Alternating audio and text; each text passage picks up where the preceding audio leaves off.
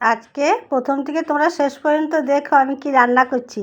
কড়ার মধ্যে বেশি করে সর্ষের তেল দিয়েছি আর বেশি করে পেঁয়াজ কুচিয়ে দিয়েছি। এটা ভালো করে নাড়াচাড়া করে নিচ্ছি। পরিমাণ মতন হলুদ,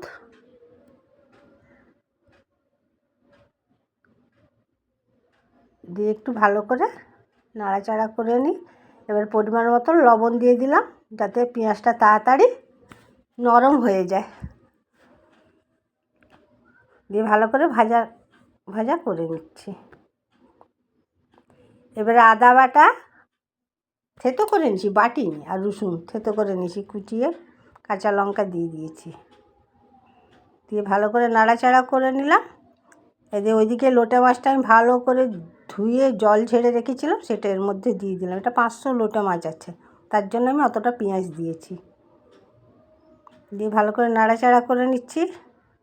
এতে যা জল বেরোয় গো, তো ঢাকা দেবো না, ঢাকা দিলে আরও বেশি জল হয়ে যায়।